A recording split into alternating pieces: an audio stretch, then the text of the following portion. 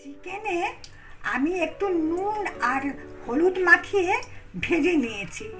সেই তেলটার মধ্যে আমি একটু পেঁয়াজ দিয়ে দিলাম, একটু নুন দিয়ে দিলাম,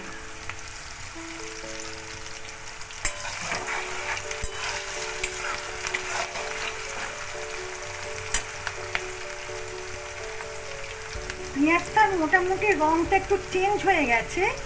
এতে আমি একটু আদা বাটা দিলাম,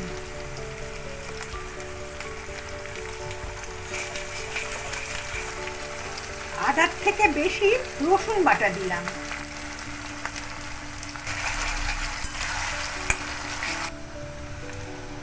রসুনের কাঁচা গন্ধটা চলে গেছে।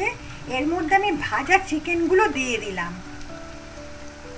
আমি এইটা ঝাড়খণ্ড স্টাইলে ওনারা করেন, আমি সেইভাবেই করার চেষ্টা করছি। ওনারা ডিরেক্ট চিকেনটা দিয়ে দেন, আমি একটু কেন ভেজে নিয়েছি। এটা ব্রয়লার মুরগি তো, যদি তাপ ভীষণ গলে যায় তাড়াতাড়ি, ওই জন্য আমি একটু ভেজে নিয়েছি। ওনারা ডিরেক্ট দিয়ে দেন। চিকেন দেবার পরে মশলার সাথে একটু নেড়ে নিয়েছি, নিয়ে এর মধ্যে সাদা তিল বাটা দিয়ে দিলাম।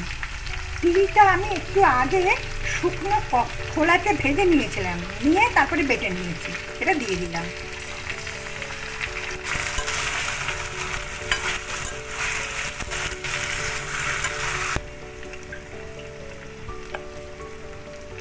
একটু শুকনো লঙ্কা বাটা দিয়ে দিলাম। এইটা আগে আমি বীজ ফেলে দিয়েছি, দিয়ে তারপরে বেটে নিয়েছি। মশলা ধোয়া জলটা দিয়ে দিলাম।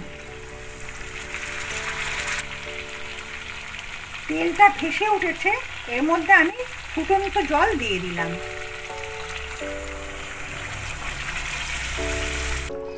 আমি 10 মিনিট চাপা দিয়ে রেখে খুলে দিয়েছি।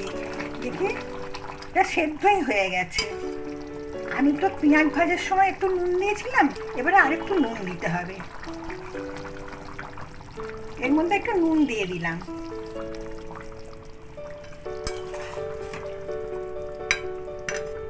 আমি আতপ চালকে ভিজিয়ে রেখেছিলাম 5-6 ঘন্টা, তার কমই হবে। তারপরে সেটাকে আধ ভাঙা করে নিয়েছি, সেটা দিয়ে দিলাম। না ভিজিয়ে এমনিও আধ ভাঙা করে নেওয়া যায়, আমি ভিজিয়ে এটা আধ ভাঙা করে নিয়েছি।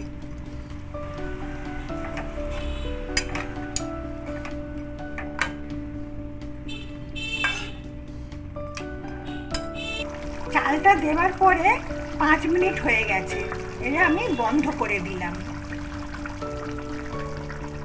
এইটা যদি একটা মিল হিসাবে খেতে চান, তাহলে ওই ভাঙা চালের পরিমাণটা বাড়িয়ে দিতে হবে। আপনারা প্লিজ ট্রাই করবেন, আমার সাথে থাকবেন। নমস্কার।